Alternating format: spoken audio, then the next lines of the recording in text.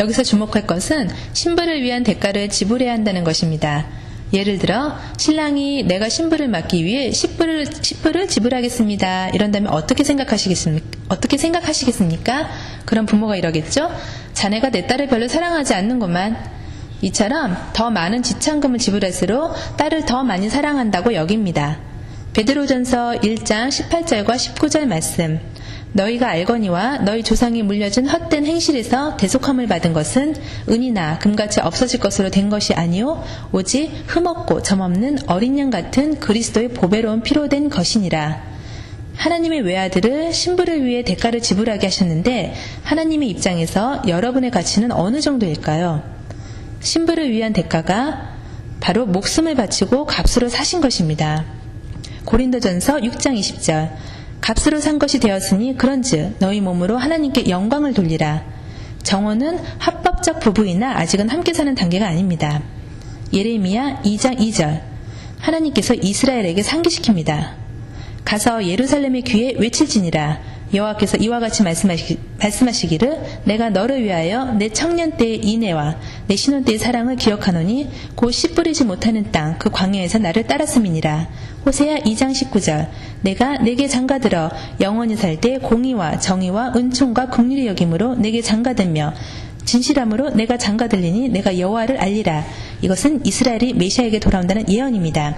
이 사진에 나온 곳이 유대교회에서의 결혼 계약서인 케투바입니다. 여기에 어떤 내용이 써있냐면 신부가 신랑의 약속, 신부의 권리가 포함됩니다. 이게 바로 성경 아닌가요? 성경이 곧 케투바로 신부의 값이 메시아의 죽음으로 치루어졌고 신랑의 약속과 신부의 권리가 담겨 있습니다. 로마서 10장 9절 10절 보시면 사람이 마음으로 믿어 의에 이르고 입으로 시인하여 구원에 이르니라. 우리는 입으로 시인하고 고백하여야 한다는 것입니다. 출애굽기 19장에서 이스라엘과 정언하는 장면입니다. 모세가 여호와의 말씀을 다 이스라엘 백성에게 전하니 이들이 혹은 우리가 I do 하겠습니다 하고 하는 장면입니다. 예배소서 4장 7절. 우리 각 사람에게 그리스도의 선물의 분량대로 은혜를 주셨나니. 고린도전서 12장 1절. 형제들아 신령한 것에 대하여 나는 너희가 알지 못하기를 원하지 아니하노니. 유대인의 결혼의 절차에도 주님이 다 이 과정을 밟으십니다. 그리고 나서 포도주를 마십니다. 그 다음은 물세례, 미크바로 신부가 물로 세례를 받도록 하는데 이것은 새 생활을 하겠다는 결단의 의식입니다. 과거의 길을 따르는 것이 아니라 다른 길을 따르며 이스라엘의 어머니가 되는 과정을 배우는 것입니다. 에스겔 16장 8절 9절.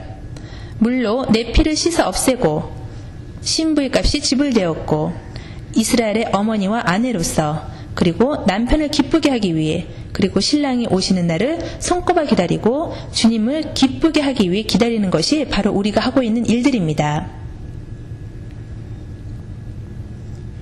그 다음에 잔을 나누고 난 뒤 아버지 집에 가서 신부를 위한 약속을 합니다.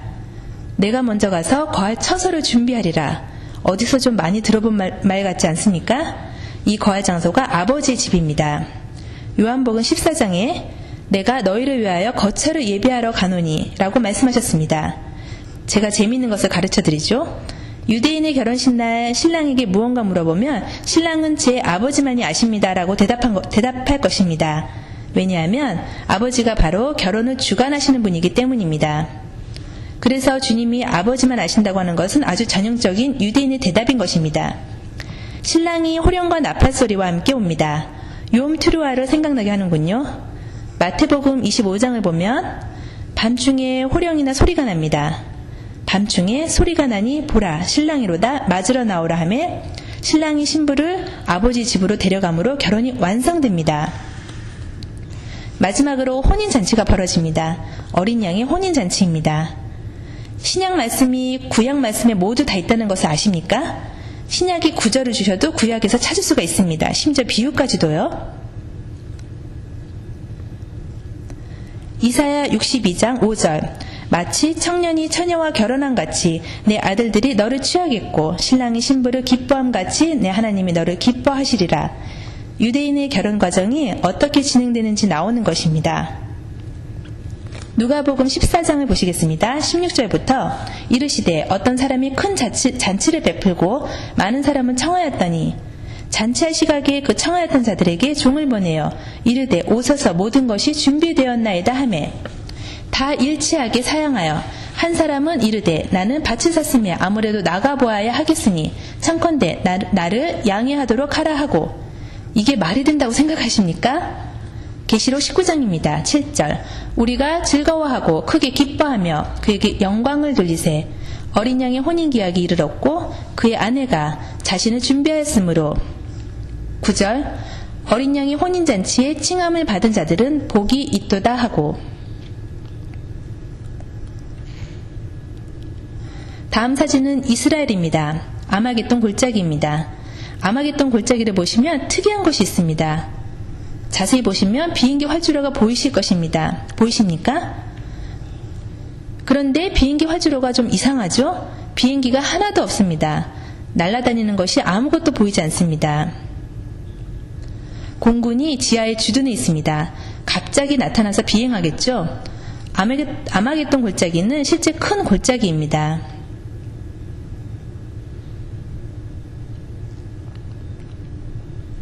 계시록 19장에 하늘에 있는 군대들이 희고 깨끗한 세마포 옷을 입고 백마를 타고 그를 따르더라.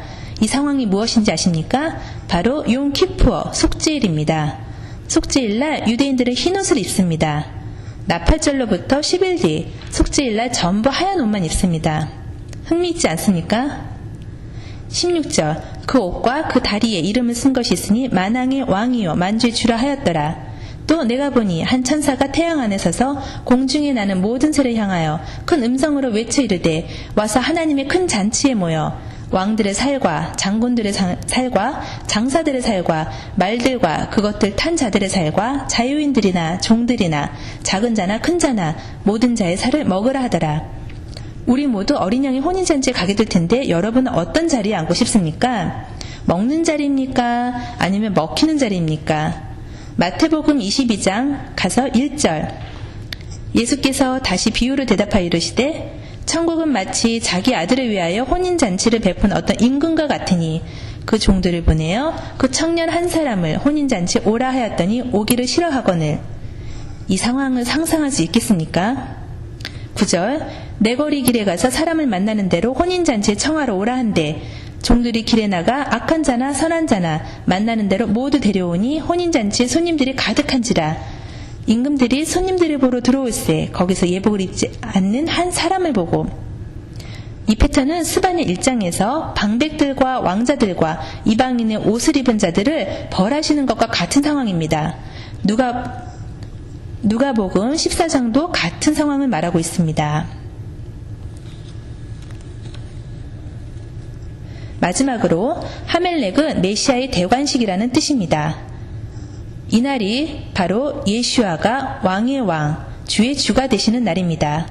할라 브레드를 아시는 분? 유대인이 매 안식일마다 먹는 긴 빵을 아십니까? 할라의 모양이 왕관의 모양과 같은데요. 만약 서클로 만든다면요? 유대인들이 메시아를 기다리며 몇천 년 동안 메시아가 왕의 왕, 주의 주가 될 날을 기다리며 온 것입니다. 한라빵의 모양은 왕관 모양인 것입니다. 여러분, 우리가 모두 그 자리에 갔을 때를 상상할 수 있습니까? 여러분은 예수아가 대관식을 하는 모습을 보고 싶지 않으세요? 소파르 나팔은 심판의 나팔의 상황뿐 아니라 세상의 왕의 주관을 선포하는 것이기도 합니다. 심판과 왕의 주권은 밀접한 관련이 있는데요. 시편 98편 6절에 나팔과 호각소리로 왕이신 여호와 앞에 즐겁게 소리칠지어다. 바다와 거기 충만한 것과 세계와 그 중에 거주하는 자는 다 외칠지어다. 여호와 앞에서 큰 물은 박수할지어다. 산악이 함께 즐겁게 노래할지어다. 그가 땅에 심판하러 임하실 것이미로다. 그가 의의 세계를 판단하시며 공평으로 그의 백성을 심판하시리로다.